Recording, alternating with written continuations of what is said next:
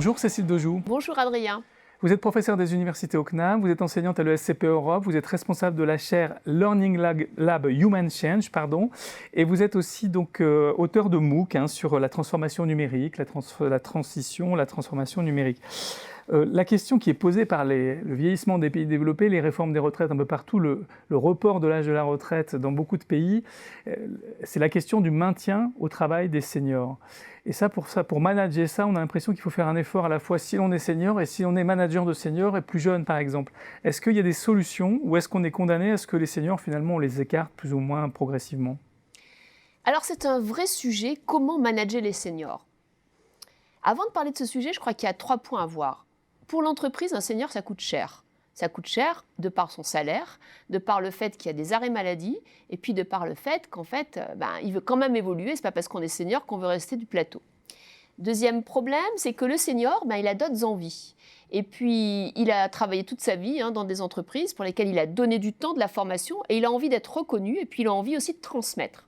Et troisièmement, on a un système politique qui fait qu'en fait, on nous demande de travailler plus, mais sous quelle forme? Est-ce qu'on va tous devenir des seniors micro-entrepreneurs? Donc, c'est un vrai sujet de société, d'entreprise et d'individus. Et à mon avis, en fait, par rapport à ce sujet, quand on le prend dans sa globalité, il y a 3 pistes d'action. L'entreprise, elle doit investir sur les seniors au lieu de les mettre à la porte dès qu'ils ont 50 ans. Et surtout, elle doit comprendre qu'en fait, ils ont des compétences que les jeunes n'ont pas. Et qu'en fait, ces compétences, c'est des compétences essentielles parce qu'elles sont humaines. Et plus on investira dans le numérique et l'IA, et plus on aura besoin de compétences humaines. Donc, quelles sont ces compétences? Le senior, il a l'expérience. Donc, intuitivement, il sait quand ça marche ou pas dans une équipe. 2, le senior, il a en même temps la mémoire de l'entreprise parce qu'il se rappelle ce qui a été fait avant.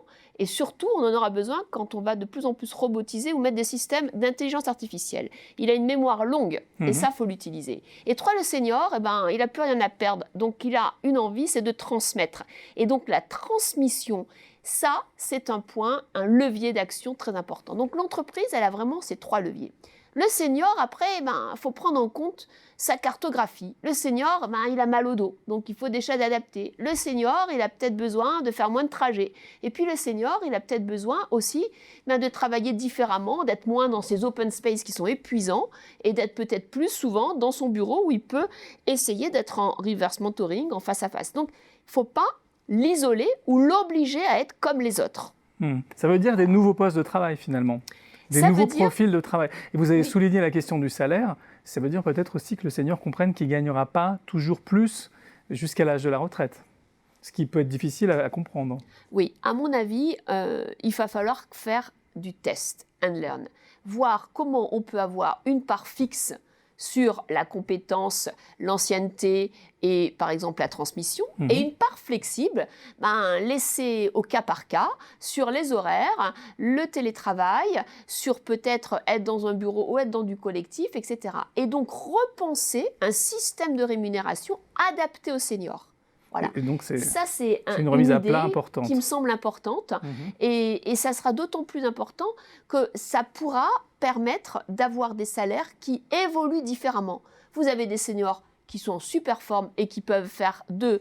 Et puis j'en vois dans l'université qui ne veulent jamais partir. Voilà, on a des collègues qui ont plus de 70 ans et qui sont excellents et qui sont en super forme. Et puis vous en avez d'autres, suivant leur métier, qui à 56 ans, ils sont épuisés. Et donc je pense qu'il y a vraiment un sujet autour de la rémunération. Et deuxièmement, il y a un sujet autour de la reconnaissance. Voilà, rémunération, reconnaissance, et faire en sorte que le senior soit un atout et pas simplement une variable d'ajustement.